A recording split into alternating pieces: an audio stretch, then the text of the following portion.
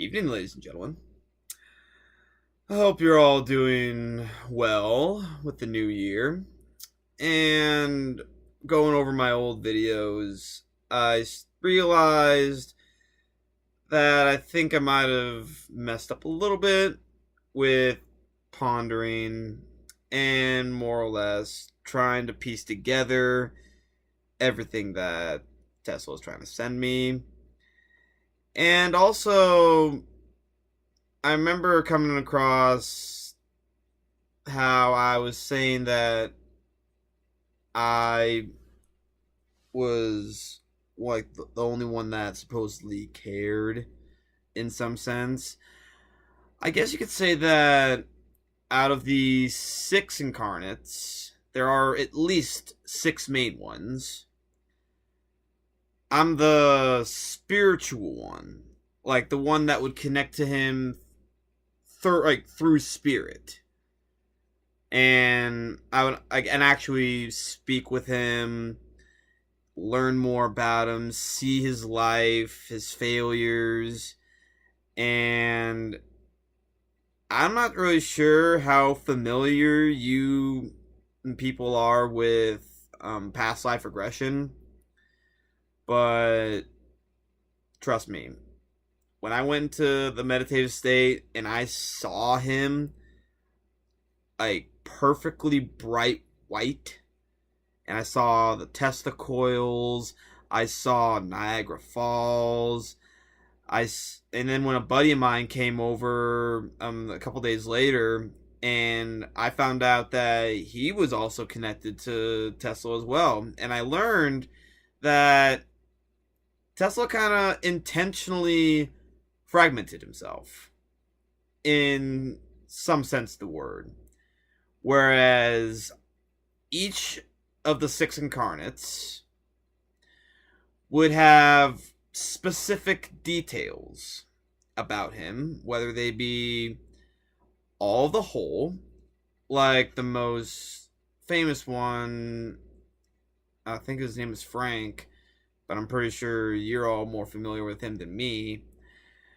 I know Mr. Murray's one as well. There's me and my buddy, who I'm not going to bother sharing with you, just because he probably wouldn't want me to say his name.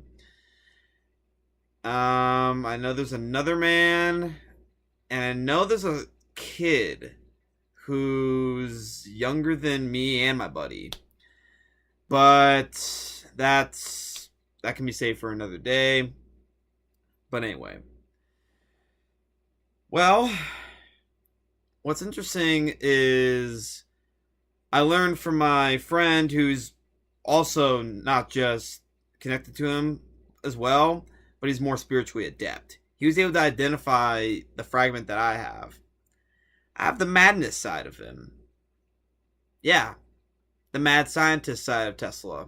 You know, death ray, scalar technology, and the particle weapon, like I mentioned earlier, which I did rather poorly in trying to describe in some sense the word, and time travel, multidimensional travel, and a plethora of different topics which you think you're gonna say, oh, this dude's just a load of shit.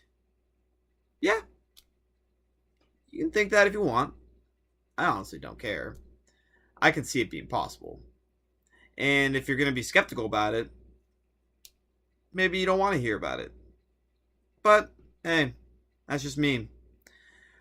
But I will say this, though. Until you can see the ether ever present in front of you, and yes, it does exist, Michelson and Morley was the wrong experiment. Because ether maintains light at its constant speed. Since ether is known traditionally as the medium of which light propagates, which would explain why when I stare into the fizzy looking air where like it's invisible snow oscillating in the breeze in a standstill as well simultaneously, it's kind of weird to describe. I'll just look, say, to the back wall, And I'll see, if I focus hard enough, I'll literally see, I'll see waves. Just, they're very translucent, so to speak. And it's not necessarily physical in nature. Well, obviously, because ether is energy. And it's also known as 0 point energy, radiant energy, and a few, whatever you'd like to call it, more or less.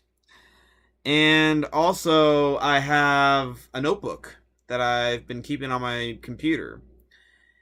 And ever since I've been channeling and speaking with Tesla, I had to keep notes.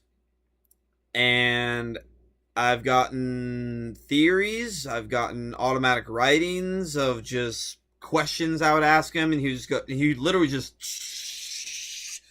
literally scribble it down, and it would look like chicken scratch. That's how fast he would scribble it down. Like, and surprisingly, I can barely read what he's trying to repeat, like, say to me, because I'd rather have something physical and tangible instead of just word of mouth, because you'd probably think I'm batshit crazy anyway. I guess that's probably what happens when I have the madness side of him, but to each their own.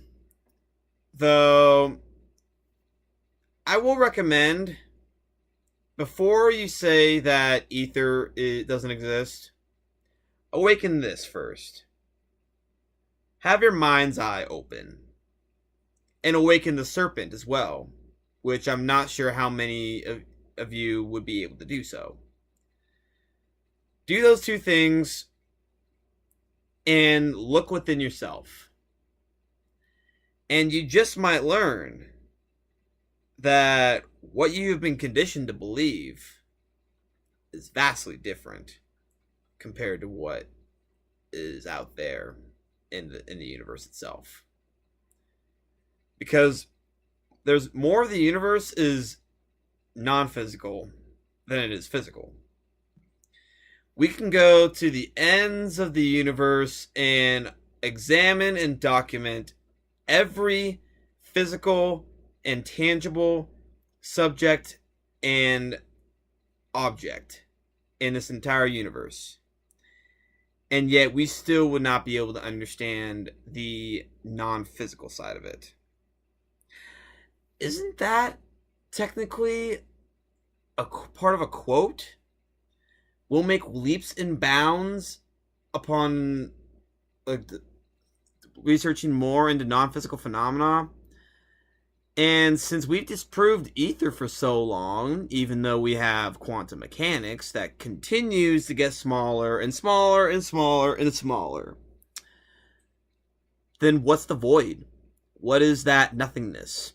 What is that fifth force of matter? What is that fifth force of electromagnetics? What is that fifth force of quantum mechanics? Really? We're literally dancing around ether because we still can't see it. Awaken yourself. Just awaken yourself. Is it really that hard? I mean, I don't think it's that hard. I mean, depending on your level of spiritual maturity you were at, I'm still at a rather low level myself, but I'm definitely more adept at it than I was last year, more or less. But, with that being said, though, I still believe that scientists nowadays, instead of looking into equations upon equations upon equations to see if it works, this or that or that or this. And also, we need to actually open up our minds a little bit to new ideas. Because as I said, we're dancing around things that we should know by now. The ancients knew about the old ways of spirit.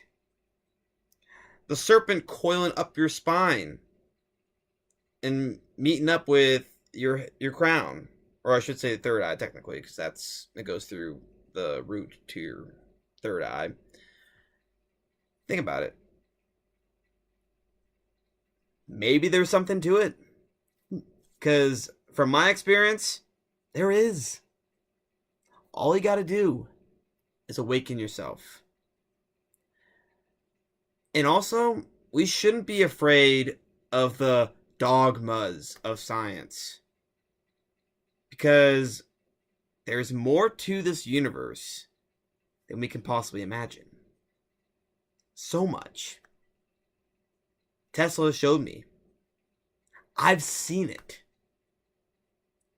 And since I would be technically the spiritual side of him to an extent, which he kind of hinted at in some of his quotes, but he tried not to really disclose it as much, mainly because in his later years, when he started going a little, well,